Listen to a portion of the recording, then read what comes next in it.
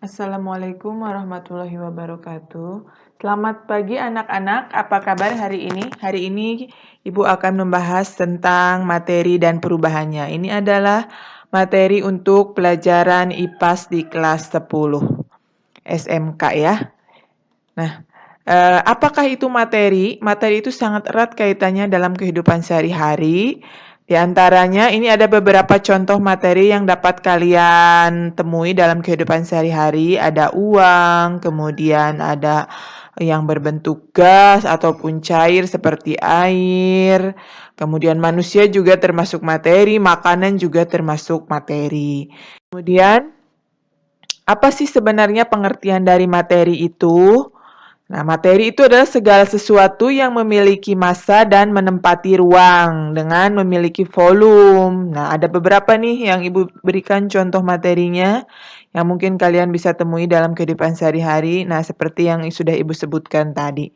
Kemudian ada klasifikasinya. Bagaimana sih klasifikasi dari materi? Kan ada banyak sekali ya materi itu dalam kehidupan sehari-hari. Nah, itu ada klasifikasinya. Ada yang disebut dengan zat murni. Nah, zat murni ini dikelompokkan menjadi dua. Ada zat tunggal, yaitu ada dua jenis ya. Ada berupa unsur dan senyawa. Kemudian yang kedua dikelompokkan sebagai zat campuran. Nah, kalau zat campuran ini bedanya dengan zat murni. Kalau zat campuran itu terdiri dari dua jenis atau lebih jenisnya, dan ciri lainnya lagi yang khas adalah sifat asli dari zat akan tetap terlihat. Coba Ibu akan berikan contohnya ya. Di sini ada apa ini? Ini adalah perak ya. Kalau perak itu tergolong ke dalam zat tunggal. Dia berupa unsur ya. Kemudian yang kedua ada emas. Emas juga termasuk ke dalam unsur. Nah, yang ketiga ada air. Air ini tergolong senyawa. Seperti yang kalian sudah ketahui bahwa air itu terdiri dari hidrogen dan oksigen. Tetapi dia itu memiliki sifat yang berbeda dengan zat penyusunnya. Sehingga ini tergolong sebagai zat murni. Kalau campuran bedanya coba perhatikan. Nah, ini adalah gambar dari polusi ya. Ini terdiri dari campuran udara kotor. Jadi kita bisa melihat bagaimana ada debu masih terlihat sifat debunya, kemudian udaranya juga masih ada. Nah, sifat zat asli pencampurnya masih terlihat. Nah, ini juga susu. Susu tercampur di dalam air. Sifat susunya masih ada, kemudian sifat airnya juga ada. Sehingga ini tergolong ke dalam campuran. Selanjutnya, untuk sifat materi sendiri, bagaimana kita bisa membedakan suatu materi? Itu bisa dilihat dari sifat-sifatnya. Nah, ada sifat fisika. Sifat fisika itu sifat yang terlihat langsung. Nah, atau yang disebut pengertiannya di sini sifat yang dapat diamati tanpa mengubah susunan materi. Ada wujud, misal wujud cair, zat, gas, kemudian padat, ada warna, kelarutan, daya hantar listrik, misalkan zat tersebut bisa menghantarkan listrik atau tidak. Nah, itu disebut sebagai sifat fisika. Kemudian ada juga sifat kimia. Kalau sifat kimia itu diamati akibat terjadi suatu perubahan materi dengan menjadi materi lainnya. Misal, contohnya, ada zat yang mudah terbakar, ada yang mudah berkarat, ada yang mudah meledak, kemudian ada yang bersifat racun. Ada juga sifat lainnya yang disebut dengan sifat ekstensif. Kalau sifat ekstensif ini sifat yang dipengaruhi oleh jumlah zatnya. Misal contohnya massa. Massa ini kan dipengaruhi oleh jumlahnya. Massanya besar berarti jumlah tergantung dari zatnya. Kalau zatnya memiliki berat yang besar, maka jumlahnya sedikit, begitu. Kemudian volume, kandungan energi atau entalpi. Kemudian ada sifat intensif. Sifat intensif itu tidak dipengaruhi oleh kuantitas atau jumlah materinya. Misal contohnya warna. Nah, warna ini mau berapa banyak zatnya, itu warnanya tetap sama. Misal contoh ya, misalkan warna buah tomat berwarna merah, mau tomatnya sebelah atau mau satu tetap warnanya merah. Itu maksud dari sifat intensif ini. Bau, rasa nih, bau misalkan pete, baunya mau petenya sedikit, mau banyak, tetap baunya sama gitu. Itu yang disebut dengan sifat intensif. Nah, Ibu berikan ini beberapa contohnya. Ini untuk sifat fisika, ada padat, cair, kemudian ada gas.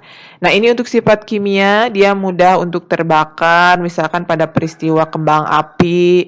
Nah, ini sifat kimia. Kemudian ada selanjutnya perubahan materi. Nah, materi itu kecenderungannya untuk berubah. Ada beberapa jenis perubahan itu.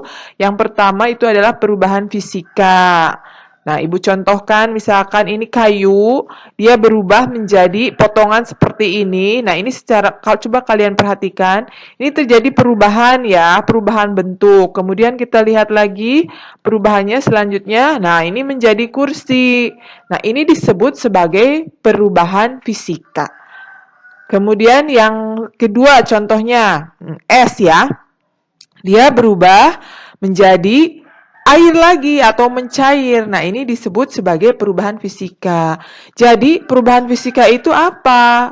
Nah, perubahan fisika itu adalah perubahan yang terjadi pada suatu zat atau materi tanpa disertai terbentuknya zat baru.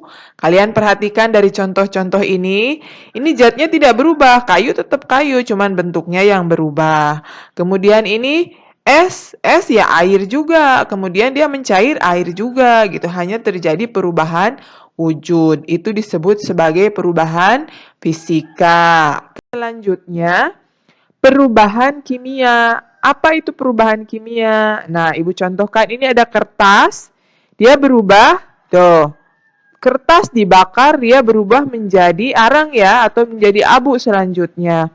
Kemudian yang kedua, nah ini besi. Besi dia berubah menjadi karat. Nah, ini termasuk perubahan kimia. Kemudian selanjutnya, nah ini apel. Apel yang sudah dipotong, dia berubah menjadi, nah apelnya sudah warnanya berubah. Coba perhatikan.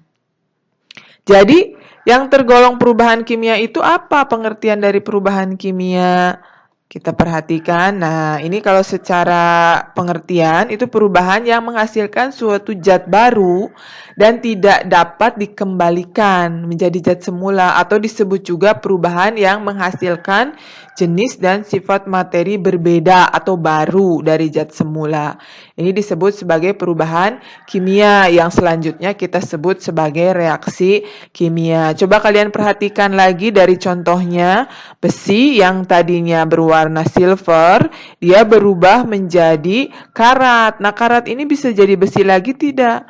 Tidak, disebut sebagai perubahan kimia. Seperti halnya kertas, dia sudah menjadi abu, bisa jadi kertas lagi enggak? Tidak ya. Nah, itu yang disebut dengan perubahan kimia.